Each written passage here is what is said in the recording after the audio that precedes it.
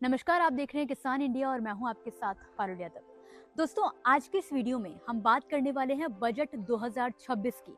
इसको आसान भाषा में हम आपको समझाएंगे और जानेंगे कि वित्त मंत्री निर्मला सीतारमन ने किसानों और आम जनता के लिए कौन कौन से बड़े ऐलान किए हैं, किससे फायदा होगा और किन बातों पर ध्यान देना बहुत जरूरी है।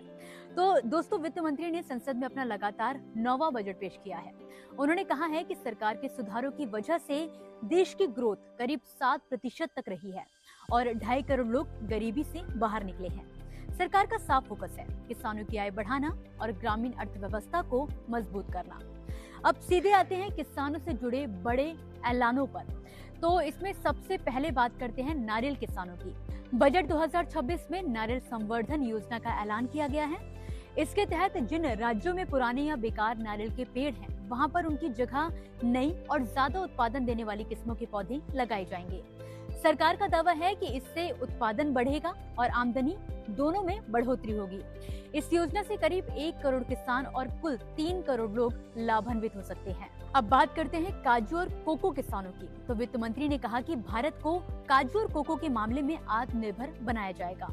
इसके लिए एक सोशल प्रोग्राम लाया जाएगा ताकि उत्पादन और प्रोसेसिंग दोनों में ही देश आगे हो।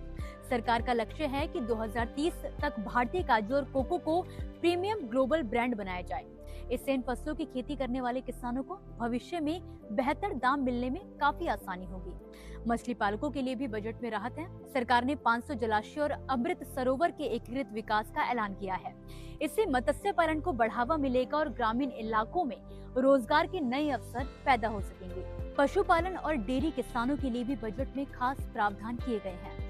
पशु चिकित्सा कॉलेज, अस्पताल और डायग्नोस्टिक लैब के लिए लोन से जुड़ी पूंजी सब्सिडी योजना में लाई जाएगी, जिससे इलाज और सुविधाएं बेहतर होंगी। अब एक बहुत अहम और दिलचस्प ऐलान जो सरकार ने इस बजट में किया है, वो है चंदन की खेती को बढ़ावा देना।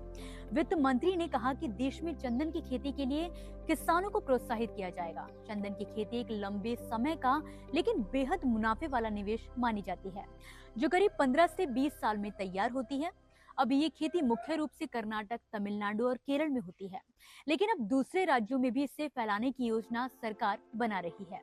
चंदन की खेती में नियमों का पालन जरूरी होता है। पेड़ों को राज्य के वन विभाग में रजिस्टर करवाना पड़ता है और कटाई भी उनकी निगरानी में होती है। बिक्री खुले बाजार में नहीं बल्कि सरकार की तरफ से कराई जाने वाली नीलामी के जरिए की जाती है। सही मैनेजमेंट और बाजार भाव के हिसाब से देखा जाए तो 15 से 20 साल में प्रति एकड़ 1.5 से 3.5 करोड़ रुपए तक का नेट मुनाफा इसकी खेती से संभव माना जा रहा है।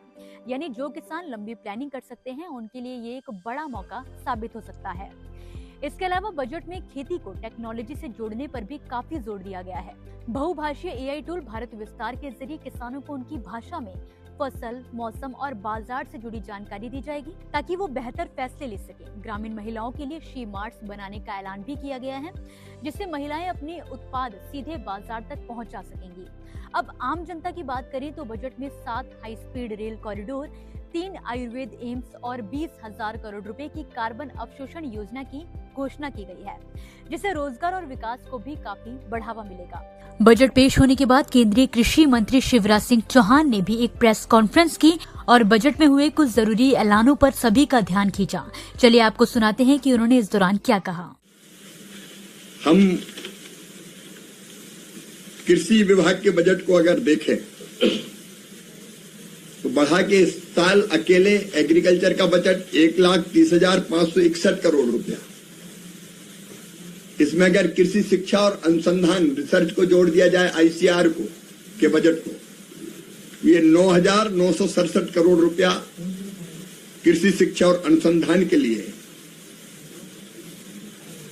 लेकिन किसानों के लिए फर्टिलाइजर की जरूरत पड़ती है, और वो भी अगर इसमें जोड़ दिया जाए तो 1,70,944 करोड़ रुपया सस्ता फर्टिलाइजर किसान को मिले, सस्ता खाद किसान को मिले। इसलिए फर्टिलाइजर सब्सिडी के लिए उसका प्रावधान किया गया है। और इसके अतिरिक्त आज जो बजट में घोषणा की गई है, नेशनल फाइबर स्कीम, जिसमें सिल्क, वूल, जूट फाइबर इसका भी लाभ अंततः किसान को ही मिलेगा। आयुष मंत्रालय में मेडिसिनल प्लांट के सर्टिफिकेशन और एक्सपोर्ट का लाभ भी सीधे सीधे किसानों को मिलेगा। तो मैं ये मानता हूं कि ये बजट किसानों के प्रगति और विकास का बजट है। उसमें डाइवर्सिफिकेशन पर भी ध्यान दिया गया है। परंपरागत फसलों के लिए तो काम करेंगे ही, लेकिन जैसे नारियल, कोको, काजू या चंदन की लकड़ी, नारियल के बागों का पुनरुद्धार, फिर से नए बाग लगाए जाएंगे, इसके लिए प्रावधान किया गया है। फ्रूट्स और वेजिटेबल्स का उत्पादन भी बढ़े और आसानी से जाए भी उपभोक्ता के पास, उसके लिए अलग प्रावधान किया गया है। तो कुल मिला के ये बजट कृषि के विकास को और किसानों के कल्याण को नई दिशा और नई गति दोनों देता है। कुल मिलाकर दोस्तों, बजट 2026 में किसानों के लिए हाई वैल्यू फसलें, लंबे समय के निवेश और टेक्नोलॉजी आधारित पर फोकस साफ नजर आ रहा है। अब देखने वाली बात ये होगी कि ये योजनाएं जमीन पर कितनी तेजी से लागू होती हैं। आपको बजट 2026 कैसा लगा? क्या ये बजट किसानों के लिए फायदेमंद है? अपनी राय आप हमें कमेंट बॉक्स में जरूर बताइए। अगला स्टेशन आपकी मनचाही मंजिल खुशहाली है।